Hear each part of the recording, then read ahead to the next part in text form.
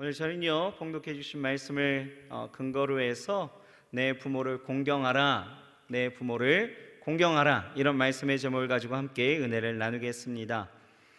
저는 어제가 아내 생일이었습니다. 그래서 아이들하고 외식하러 이렇게 식당을 나갔는데요, 식당에 사람들이 어찌나 많았던지 웨이팅을 걸었는데 1시간 20분 기본이더라고요. 그래서 자기 차례를 기다리는 사람들을 보게 되어지고, 또 식사를 이미 하고 있는 분들을 보게 되어졌는데, 특징이 다들 부모님하고 식사하시는 모습들을 많이 보게 되어졌습니다. 그래서 참 어버이날이구나, 이런 생각을 더 실감하게 되어졌는데요.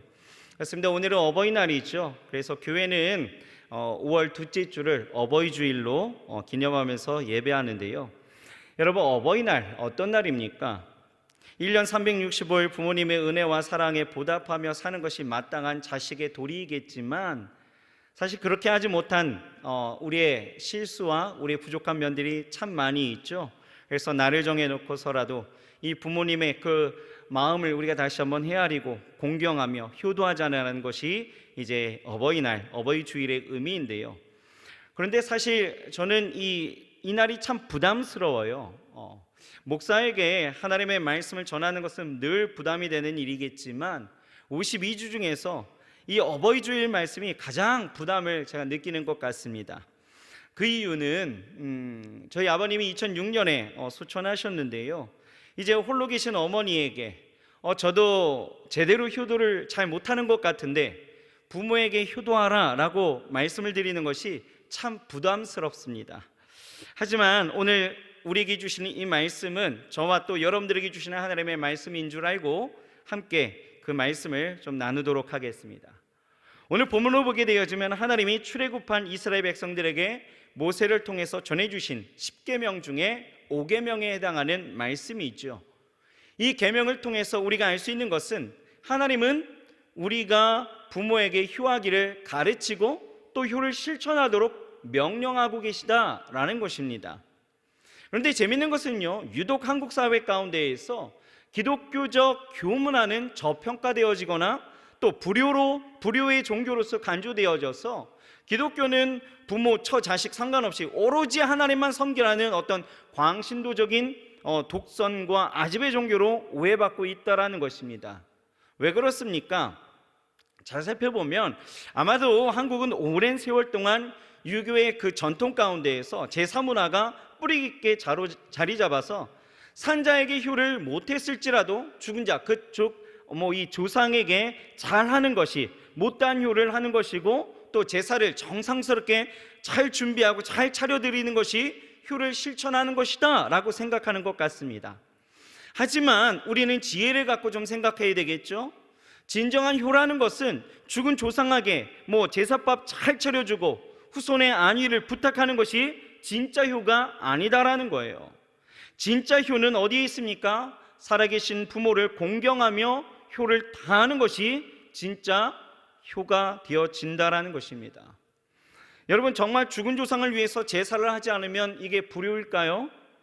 혹여 부모님이 돌아가셨다 우리가 생각할 때에 장례에 300만 원짜리 화환을 하지 아니하고 50만 원짜리 화환을 하면 이게 불효일까요? 아닙니다. 죽은 자를 위한 제사는요, 전혀 효하고 상관이 없다라는 거예요. 그것은 오히려 자기가 하지 못한 것에 대한 후회가 담긴 의식이고, 또 어쩌면 그렇게 함으로 살아있는 후손들이 잘 되길 비는 어떤 기복적인 그 마음 가운데에서 표출되어지는 것이지, 그것이 효는 아니다라는 거예요. 진짜 효는 살아계신 부모에게 최선을 다하고 공경하는 것이 진짜 효이기에, 오늘 하나님이 주시는 이 말씀을 우리가 평생의 마음에 새기고 또 실천하면서 살아가야 될 이 효의 기본 덕목이 되는 줄 믿습니다. 아멘이신가요? 네. 그러면 우리가 왜 부모를 공경해야 될까? 우리가 좀 알아야 되겠죠. 이미 잘 알고 계시겠지만 오늘 이 시간을 통해서 우리가 한 번 더 생각해 보고자 합니다. 첫째로, 우리가 왜 효를 내야 되느냐? 부모는 하나님의 동역자이기 때문에 우리가 효를 해야 합니다. 여러분, 하나님은 부모를 공경하라 하시는데, 여러분, 공경이 뭡니까? 공경. 오늘 본문에서 하나님이 말씀하시는 공경은 이 공손히 섬긴다라는 그 뜻을 가진 공경이라는 그 유교적 표현보다는 히브리어로 하면 카베드 이렇게 이야기하는데, 이 카베드, 존경하다, 순종하다, 복종하다라는 그 의미로 해석하는 것이 맞습니다. 그런 의미에서 오늘 성경을 다시 한번 본다라면 하나님은 이제 광야 생활을 마치고 가나안에 들어가야 살아가야 될 이 이스라엘 백성들에게 말씀하시는 것이 너의 부모를 공경하라, 복종하라, 너희 부모에게 순종하라, 너희 부모를 존경하라, 이렇게 말씀하고 있는 거예요. 그렇다면 왜 부모에게 순종하고 복종해야 되느냐라고 이야기했을 때 왜요? 그것은 우선 그 권위가 하나님에게서부터 나온 것이기 때문이다 라고 말씀하시는 거죠. 여러분, 로마서 13장을 보게 되어지면 굉장히 특별한 말씀이 있어요. 1절부터 7절 말씀을 보게 되어지면 5계명의 그 가르침이 우리에게 전파되어지고 있어요. 왜 13장 1절부터 7절 말씀이 5계명이냐? 13장 8절부터 9절이요 이렇게 말씀하고 있습니다. 같이 한번 읽어볼까요? 시작. 피차, 사랑의 빚 외에는 아무에게든지 아무 빚도 지지 말라. 남을 사랑하는 자는 율법을 다 이루었느니라. 간음하지 말라, 살인하지 말라, 도적질하지 말라, 탐내지 말라 한 것과 그 외에 다른 계명이 있을지라도 내 이웃을 내 자신과 같이 사랑하라 하신 그 말씀 가운데 다 들었느니라. 뭐예요? 이 말씀을 보면 10계명 중에 6계명, 7, 8, 9, 10계명 이 모든 것들이 다 언급되어지고 있기 때문에 그 앞부분, 즉 1절부터 7절은 5계명을 다루는 것이 분명하다라는 거죠. 그런데 1절을 보면 뭐라고 말씀하고 있느냐? 13장 1절 같이 한번 읽어볼까요? 시작. 각 사람은 위에 있는 권세들에게 굴복하라. 권세는 하나님께로 나지 않음이 없나니 모든 권세는 다 하나님이 정하신 바라. 이거 좀 올려주세요. 각 사람은요 위에 있는 권세들에게 굴복하래요. 이게 뭐예요? 5계명입니다. 그리고 권세는 하나님으로부터 나지 않음이 없나니 모든 권세는 다 하나님이 정하셨다라고 이야기하는 것. 이게 뭐예요? 왜 우리가 굴복하고 복종하고 순종해야 되느냐? 왜요? 하나님이 정하신 바이기 때문이다. 그 이유를 설명하고 있다는 거죠. 여러분, 왜 우리가 부모를 공경해야 됩니까? 왜 윗사람들을 공경해야 돼요? 바로 만물의 근원자, 최고의 통치자, 모든 것의 주관자 되신, 주인 되시는 하나님께서 그렇게 정하셨다라는 거예요. 그래서 여러분, 5계명은요 유교를 비롯해서 이 세상에서 가르치는 부모 공경과는 차원이 다르다라는 거죠. 유교에서 부모를 공경해야 되는 이유에 대해서는 단지 자식을 낳았고 또 길러 주었기 때문이다라고 설명하지만, 그러나 성경에서는 부모에게 순종하라고 가르치신 그 이유가 어디에 있느냐? 하나님께서 그 부모에게 그런 부모로서의 권위, 그 권세를 주셨기 때문이다라고 말하고 있는 것입니다. 부모에게 순종한다는 점에서 같을지는 모르겠지만 부모가 공경을 받아야 될 이유와 부모가 왜 부모인지에 대해서는 출발점이 이미 다르다라는 거예요. 여기서 또 하나, 부모를 공경해야 되는 이유는요 하나님이 그 권위를 주셨고 그것에 또 부모는 동참하여 하나님의 사역에 동역하는 분들이기 때문에 우리가 공경해야, 복종해야 된다라고 말씀하고 있는 거예요. 다시 말해서 하나님의 동역자로 부모는 나를 만들었기 때문이다 라고 이야기하는 거죠. 그래서 유대 속담을 보면 이런 이야기가 있어요. 하나님은 모든 집에 다 계실 수가 없어서 집마다 어머니를 두셨다, 이런 표현이 있습니다. 무슨 얘기예요? 부모님은 하나님의 대리자와 같은 존재이다. 그렇기에 우리는 부모님을 어떻게 해요? 공경해야 된다는 것이죠. 여러분, 세상에 하나님의 창조 사역과 가장 가까운 두 가지 일이 있습니다. 뭘까요? 첫 번째는 농사를 짓는 일이죠. 씨를 뿌리면 열매를 거두는 일. 하나님이 정해놓으신 그 자연법칙 안에서 인간이 곡식을 생산하죠. 그래서 우리는 우리가 수고해서 농사를 지었다라고 하지만 그렇게 지은 것에 대해서 그 결과를 우리는 뭐라고 이야기해요? 하나님이 주셨다라고 이야기하죠. 농사는 하나님과 인간이 함께 동역하여 만들어내는 창조의 사역이에요. 또 하나는 무엇일까요? 아가를 만드는 일이겠죠. 처음에는 하나님이 흙으로 인간을 창조하셨습니다. 그 후로는 어때요? 인간을 생산하도록 정해놓으신 자연 법칙을 하나님이 만드셨죠. 그래서 우리가 결혼해서 자녀를 낳았습니다. 그래도 자식은 하나님이 주셨다라고 우리는 말하는 거죠.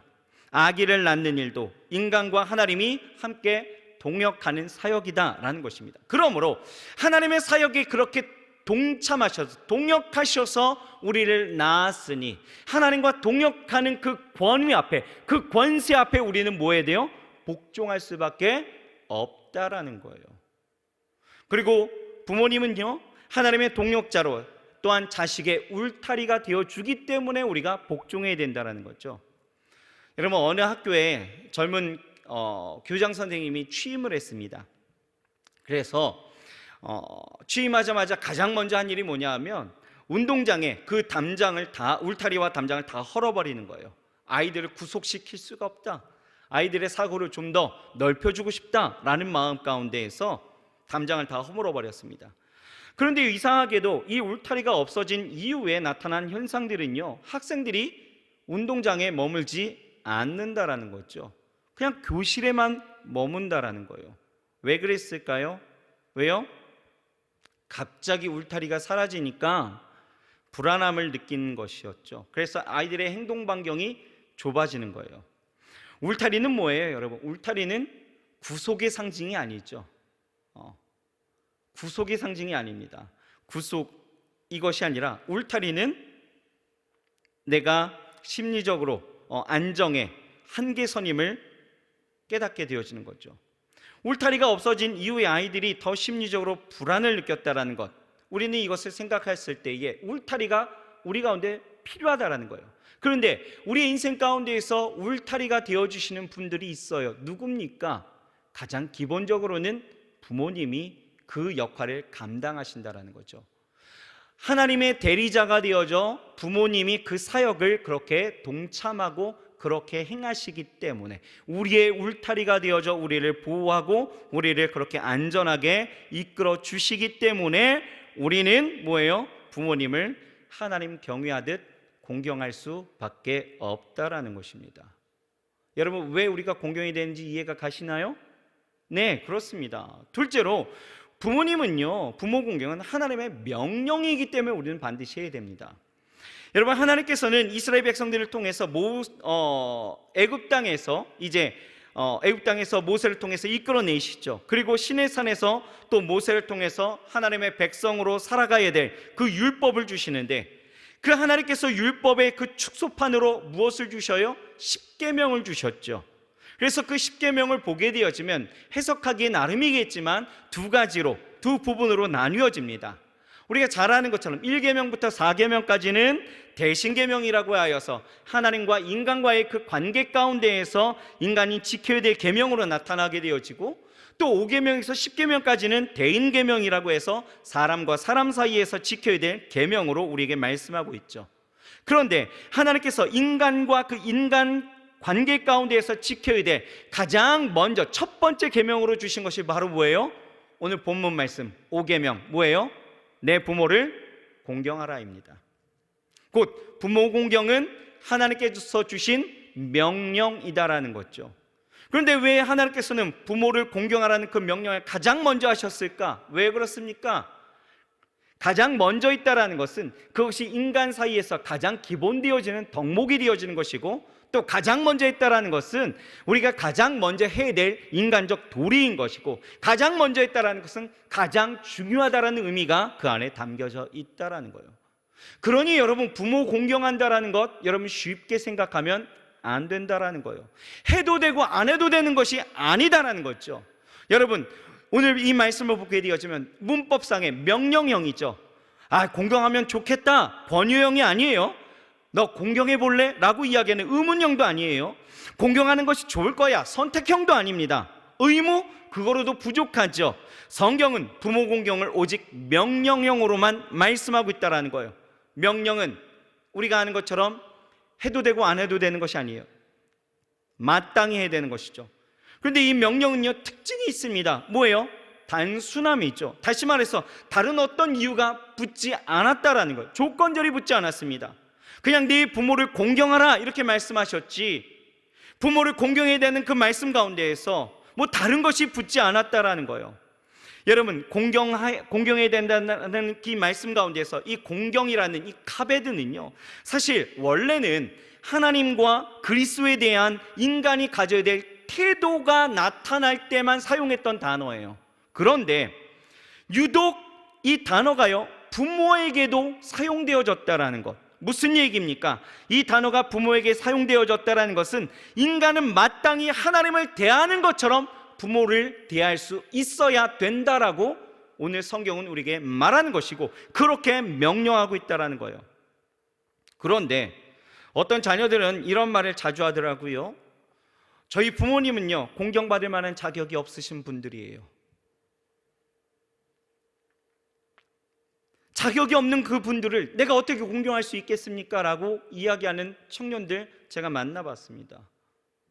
부모가 나에게 해준 것이 아무것도 없는데, 심지어 나를 버렸는데, 나를 때렸는데 어떻게 내가 공경할 수 있겠습니까? 그 마음 충분히 이해할 수도 있어요. 부모가 부모로서 역할을 하지 못했을 때 자식이 부모에 대해서 충분히 가질 수 있는 마음이라 생각합니다. 부모에게 버림당한 자식이 얼마나 마음이 아프겠어요. 그런데 오늘 말씀을 잘 보십시오. 하나님께서는 부모 앞에 어떤 수식어를 붙여놓지 않았다라는 거예요. 예를 들면 너희를 잘 키워준 부모만을 공경하라 이렇게 얘기하지 않습니다. 공경받을 만한 부모에게만 공경하라, 예수 믿는 부모에게만 공경하라 이렇게 말씀하시지 않았다라는 거예요. 아무런 수식어가 없습니다. 무슨 얘기예요? 부모는 부모라는 그 이유만으로 공경을 받을 수 있고 우리는 공경해야 한다라는 것입니다. 내 부모가 잘났든 못났든 나에게 잘해주든 못해주었든 부모이기에 공경의 대상은 되어질 수 있다라는 거예요. 그리고 되어야 한다라는 거죠. 나라는 존재를 하나님께서 이 땅 가운데 있게 하셨지만 그 통로로 부모를 사용하셨다라면 충분히 우리는 공경해야 한다라는 것입니다. 그러므로 부모 공경은 내가 하기 싫다고 해서 안 해도 되는 것이 아니에요. 하나님의 명령이기 때문에 마땅히 해야 하는 것입니다. 이런 말하면 조금 그렇지만 여러분, 하나님의 명령을 거역하면 그에 대한 대가에 대해서도 분명하게 이야기하는 것이, 여러분 신명기 27장 16절에 이런 말씀이 있습니다. 같이 한번 읽어볼까요? 시작.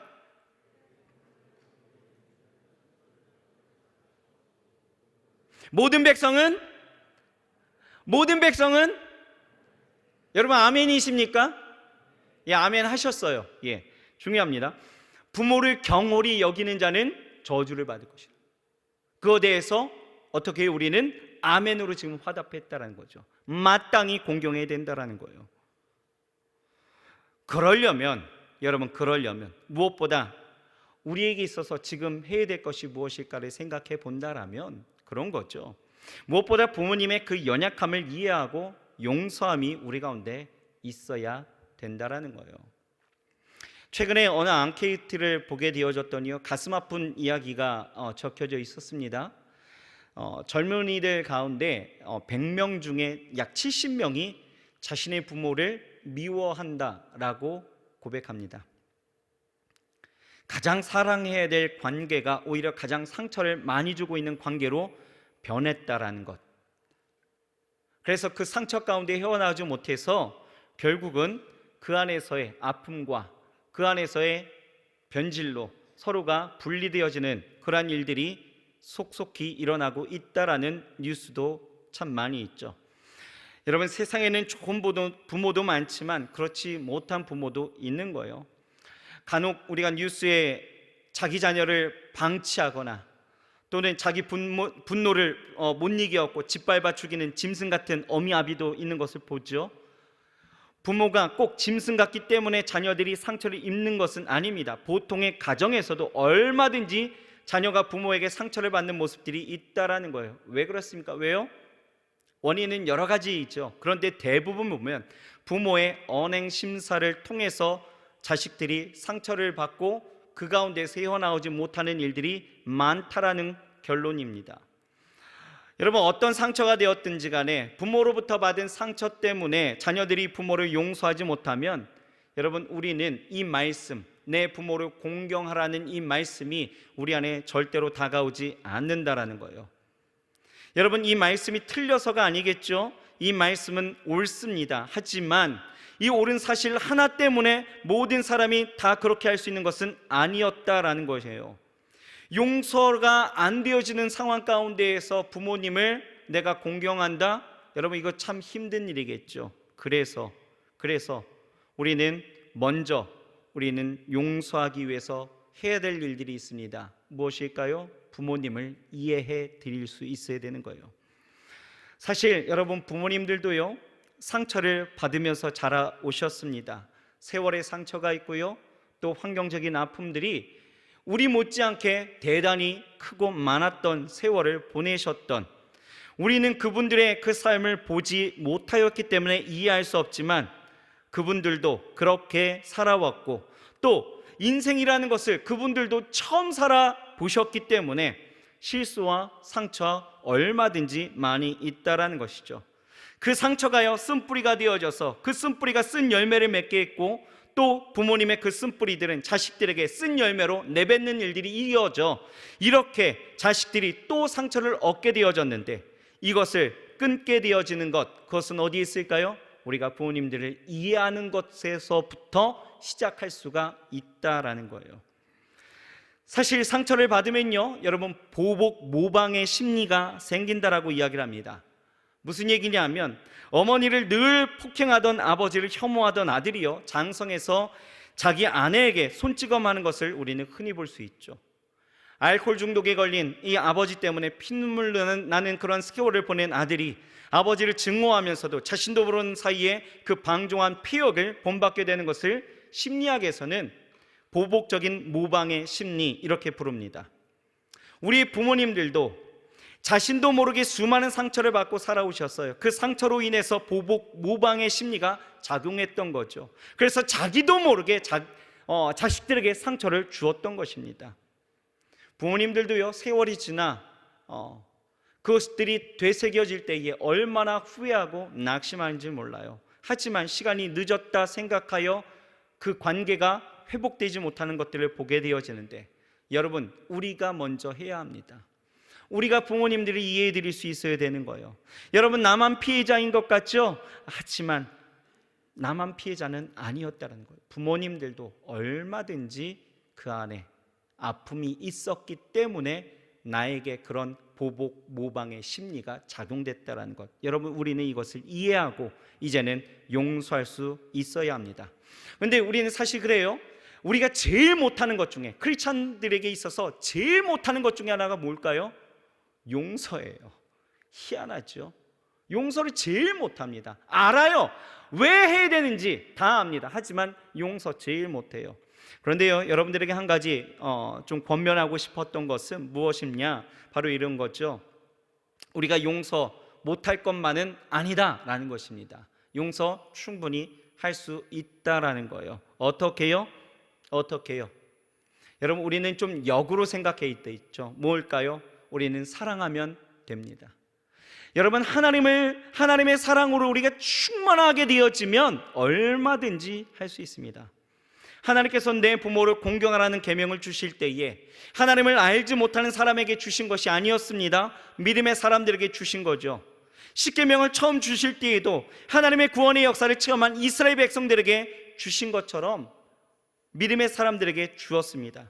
우리는 계명 앞에서 우리의 연약함을 발견하게 되어지죠. 그 믿음 앞에 선 우리가 그 계명을 지켜 행한다라는 것이 얼마나 무거운 일인지 우리는 알아요. 그런데 우리가 그리스도 안에 거하고 하나님을 사랑하게 되어지면 이 모든 계명이 무겁게만 느껴지십니까? 아니더라고요. 그 계명 하나하나가 내가 지킬 수 있는 용기와 지킬 수 있는 그 힘이 내 안에 작동되어지고 그렇게 살아가기를 소원하면서 그 길을 어느샌가 내가 걷고 있는 모습들을 우리가 보고 있더라는 것이죠. 언제요? 사랑할 때.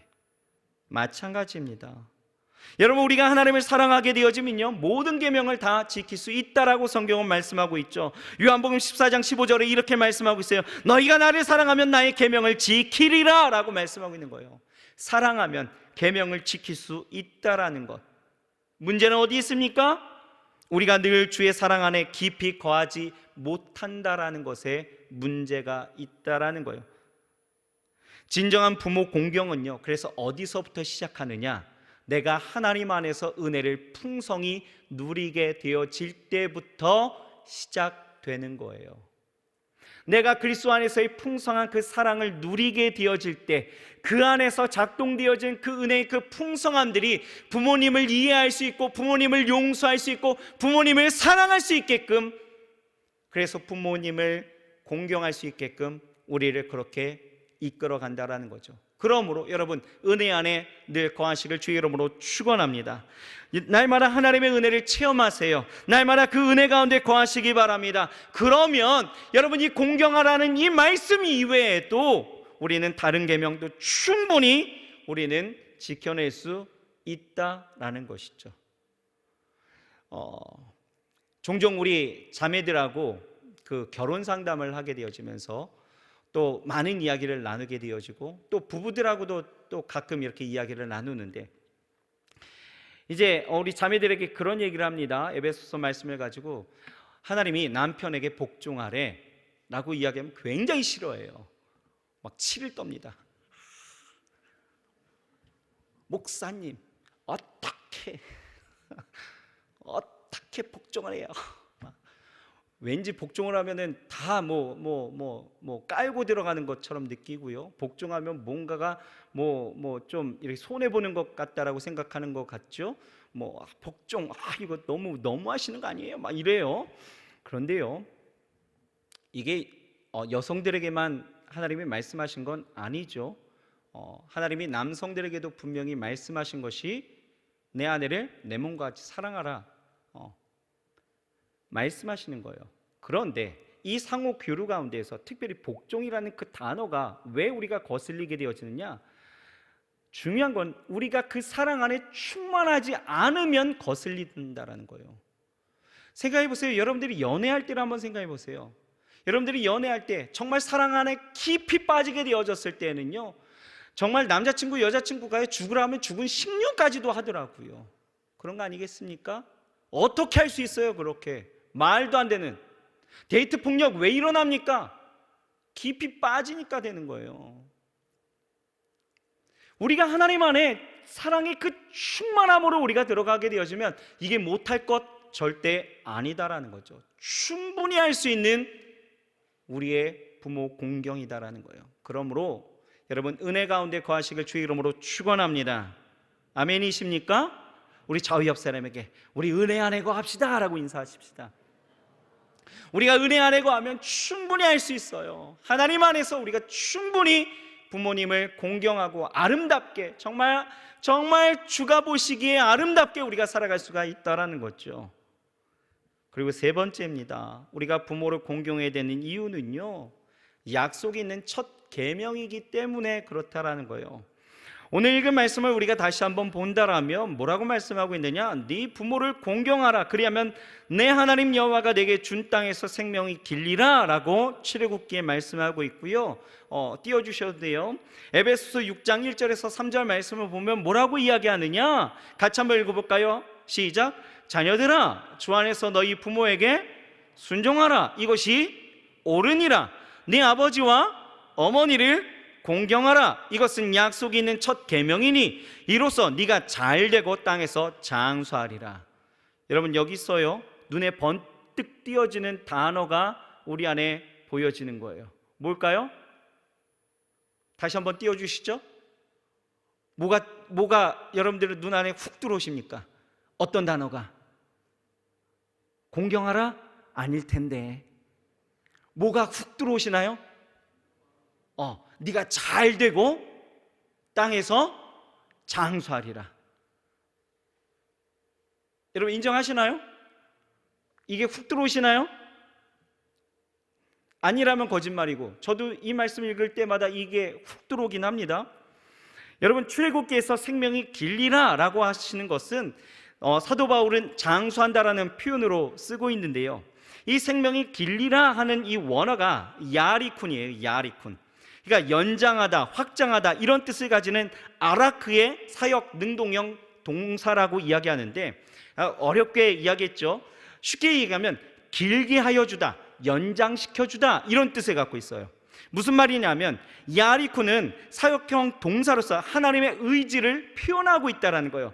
다시 말해서 생명이 스스로 길어지는 것이 아니라, 스스로의 어떤 노력으로 길어지는 것이 아니라, 생명의 주인 되시는 하나님께서 사람으로 하여금 그 생명을 연장시켜 주신다, 하나님이 생명을 길게 하신다, 이렇게 말씀하고 있는 것이죠. 이것은 하나님의 약속이다라는 거예요. 그런데 중요한 것은 하나님은요, 메치누코프처럼 단순히 생명 연장에만 관심이 있으신 건 아닙니다. 그 약속만 하신 것이 아니라 그 약속 가운데에서는 이것이 미래동사로 쓰이게 되어지는데, 장수하리라, 이건 미래동사예요. 그런데 이 미래동사 안에 그 현재형으로 어떻게 이야기하는, 잘 되고, 잘 되고는 현재동사예요. 무슨 얘기냐면, 그 시제로 따져본다면 하나님께서는 지금 이 순간 내가 하나님 앞에 내 부모를 공경하며 나아가게 되어질 때 하나님은 어떻게 해요? 내 미래 가운데서는 그 장수하는 하나님의 복이 열리지만, 이 현재 가운데서는 그 장수의 복을 위해서 어떻게 해요? 장수는 여러분 생명 연장만 된다고 해서 장수 아니에요, 그렇죠? 하나님은 그렇게만 놔두시는 하나님 아니십니다. 그 장수가 빛을 발하기 위해서 지금 어떻게 해요? 이 현재를 하나님이 채우시고, 이 현재의 삶을 하나님이 변화시켜 주시고, 이 삶 가운데서 하나님이 온전케 하시면서 우리에게 생명을 연장시켜 주시겠다라는 거예요. 그 생명을 연명하면서 비루하게 연장되는 것이 아니라 복되게 하시면서, 복합적으로 하나님이 그 피로를 채우시면서 아름답게 연장시키신다라는 약속인 거예요. 그래서 사도 바울은요, 에베소서에서 이것을 푸는 거죠. 이 5계명을 풀어서 말씀하시는 거예요. 어떻게 해요? 네가 잘 되고 장수하리라. 여러분, 그렇습니다. 우리가 부모님을 공경하게 되어지면 두 가지 복을 약속받는 거예요. 우리가 물론 이 약속 때문에 효하는 것은 아니겠지만, 약속이 담긴 이 말씀대로 살아가게 되어질 때에 하나님은요, 분명히 이 약속하신 대로 복을 주신다라고 우리에게 말씀하고 있는 거예요. 여기에 큰 의미가 있는 거죠. 여러분, 어떤 복이라고요? 잘 되는 복, 잘 된다라는 거예요. 형통이다라는 거죠. 이 형통이 무엇입니까? 꼬이지 않고, 막히지 않고, 틀리지 않고 잘 나간다라는 거. 영적으로나 정신적으로나 육신적으로 잘 된다라는 의미죠. 여러분, 잘 되는 것은 복입니다, 그렇죠? 사람들이 열심히 공부하고 일하는 이유가 무엇이에요? 잘 되려고 그러시는 거잖아요. 여러분, 잘 되시길 바랍니다, 그렇죠? 여러분, 잘 되려고 여러분들 얼마나 많은 수많은 노력을 기울이고 있어요. 그런데 가장 확실한 방법 하나 가르쳐 드릴까요? 그 비결은 하나님께서 오늘 우리에게 주신 말씀처럼 내가 부모를 공경하면 하나님이 이 복을 우리에게 약속하셨다는 거예요. 약속 있는 첫 계명으로 우리에게 주셨다는 것, 여러분 기억하시길 주의 이름으로 축원합니다. 우리 청년 여러분, 다른 데에서 다른 것 구하고 다른 방법으로 잘 되려고 하는 것보다 확실하고 빠른 방법, 이곳에 있습니다. 부모를 공경하시길 바랍니다. 그리고 둘째는 어떤 복이었어요? 장수의 복이었죠. 여러분, 사람은 누구나 오래 살기를 원하며, 그래서 수많은 약들도 참 많이 먹죠. 나이가 들면 들수록 저도 그런 것 같아요. 20대 때에는 어떤 약도 제가 먹어본 일들이 없는데 요즘 제 책상을 보면 수 가지의 약병들이 이렇게 많이 올라와 있습니다. 그걸 챙겨 먹고 있어요. 비타민, 오메가3, 각종 지방을 녹이는 무슨 오일이 있다 하더라고요. 그건 아직 안 먹었는데 여튼 살 빠지게 하는 유산균, 별의별 약이 다 있더라고요. 여튼 이런 것을 먹어가면서 사람들이 건강하고 오래 살기를 원하는데요. 중국의 진시황도 그랬죠. 오래 살려고 불로초까지 구해서 먹었습니다. 하지만 단명이 있죠. 여러분, 사람의 생명을 연장하려고 하는 그 노력보다도 자연스럽게 그리고 가장 완벽하게 장수하는 비결을 하나 가르쳐 드립니다. 바로 부모님을 공경하시면 되는 거예요. 그러면 아무 상관없을 것 같은 그 하나님이 이렇게 약속하시면서 우리를 잘 되게 하시고 우리 안에 장수의 복을 허락하신다라는 거죠. 왜 그렇습니까? 부모와의 관계는 하나님과의 관계의 축소판이고 부모님과의 그 관계가 인간 사회 가운데서 가장 기본이 되어지는 관계의 첫 번째 요소이기 때문에 부모를 대하는 자세가 우리가 사회를 나가서 우리가 살아가는 그 삶의 공동체 안에서의 행하는 나의 삶의 자세가 되어지기 때문에 이것이 연관성이 있어서 분명히 그것을 통해서 행하시는 흘러가는 하나님의 복의 역사가 분명히 있다라는 거죠. 여러분, 그러므로 우리가 물론 이런 복 받기 위해서 공경한다라는 것은 우리가 기복신앙으로 가는 어떤 맹점이 있겠지만, 여러분 그런 거 아니더라도 우리가 하나님 앞에 최선을 다해서 부모님을 공경하면 하나님은 우리에게 이러한 복을 주심을 우리는 알고 우리가 감사함으로 하나님 앞에 나아가야 될 줄 믿습니다. 마지막으로 어느 대학의 이 총장님께서 효도를 하고 싶어도 효도를 받으실 부모님이 계시질 않아서 안타까워서 남긴 어떤 한 글이 있는데요. 그 글을 여러분들에게 좀 소개를 하고 싶어요. 왜냐하면 여러분들은 아직 부모님들이 계시잖아요. 그렇죠? 그래서 이 글을 한번 읽어보신다라면 좀 마음에 울림이 있을 것 같아서 이 글을 하나 소개합니다. 이렇게 쓰여져 있더라고요. 철이 들고 자식을 키워보면서 휴의 세계가 무엇인지를 깨달으면서 어버이를 찾아 몸부림치지만 어버이 가신 지 벌써 오랜 세월이 흘렀습니다.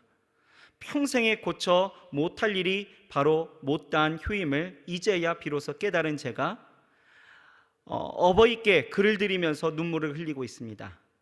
가버린 아버님, 어머님을 생각하면서 눈시울이 뜨거움은 어찜입니까?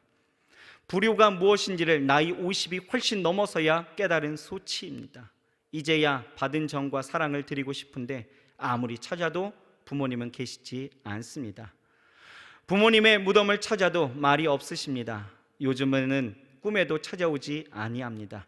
나의 영원한 사랑의 부모님, 백발이 다 되어서라도 지금 내 곁에 계신다면 얼마나 좋을까요? 지금은 이토록 구경할 것도 많고 제가 운전도 할 수 있고 형편도 여유가 있는데 하필이면 가난할 때 오셔서 가난하게 사시다가 가난하게 떠나신 부모님 생각이 나면 이 자식의 가슴에 지울 수 없는 한으로 떠오릅니다. 풀 수 없는 한을 부둥켜 안고 눈물을 흘리고 있습니다. 몹시도 보고 싶고 또 보고 싶은 부모님, 정말 단 한 번이라도 이 자식의 곁에 와 주실 수 없나요? 여러분, 부모님이 지금 곁에 계시다라면 여러분, 그 부모님들이 나에게 무엇을 했다 안 했다 이런 여부를 다 떠나서 우리는 부모님을 사랑해드리고 부모님을 공경하면서 살아가야 될 줄 믿습니다. 살아서의 효가 진짜이지, 여러분 죽어서 돌아가셔서 아무리 여러분들이 무엇을 더 화려하게 한들 그게 무슨 소용이 있겠습니까? 여러분, 오늘 카네이션을 다 나눠드렸는데 비록 여러분들이 카네이션을 미리 드렸을 분들도 아마 있겠지만 또 집에 가셔서 이 카네이션 드리면서 여러분 정말 하나님 안에서 우리 부모님 사랑함을 좀 고백하면서 나아갈 수 있기를 바라겠습니다. 혹여나 그 마음에 아직 응어리진 것들이 있다라면 여러분 오늘 이 시간 기도하면서 풀어내시고 하나님 안에서 부모님 이해하고 부모님 용서하고 부모님 다시 사랑하면서 여러분 이 땅 가운데에서 잘 되고 장수하는 복을 우리 마음껏 누릴 수 있는 우리 사랑하는 청년들 그리고 우리 성도님들 되시길 주의 이름으로 축원합니다. 기도하겠습니다. 하나님, 내 부모를 공경하라 말씀하고 계십니다. 하나님의 동역자로 우리를 이 땅에 나게 하셨고 하나님의 동역자로 우리를 이 땅 가운데서 보호하고 안전하게 지켜내고 하나님의 그 권위를 이어받아 정말 부모로서 이 땅 가운데서 그 사명을 우리에게 행하였습니다. 그러하기에 우리는 우리 부모님들을 공경해야 합니다. 하지만 우리가 부모를 공경하는 것에 주저하고 멈칫하는 것은 부모님에게 혹여 당하였던 여러 가지의 일들과 아픔과 상처들이 우리 안에 아직 단단히 매여 있어 그것으로 깨지 못하고 여전히 그냥 그렇게 부모 공경에 대한 그 모든 것들을 잊은 채 살아왔던 것이 사실입니다. 하나님, 오늘 이 시간에 혹여나 우리 마음 가운데 그러한 묶여진 그리고 굳어진 마음들이 있다라면 하나님, 주님의 그 크신 사랑으로 더 풍성케 더하여 주옵시고 그 은혜 가운데 나아갈 수 있게 도와주셔서 부모님들을 이해하고 부모님들을 용서하고 부모님의 말씀 가운데 부모님께 복종하여 나아갈 수 있는 우리 사랑하는 청년들 될 수 있도록 도와주옵소서. 아버지 하나님, 그리고 그 부모를 공경함을 따라 우리에게 주시는 하나님의 복을 누리며 이 땅 가운데서 정말 살아있는 효가 무엇인지를 세상 사람들에게 보이며 살아갈 수 있는 우리 모두가 되게 도하여 주옵소서. 예수님의 이름으로 감사하며 간절히 기도합니다. 아멘.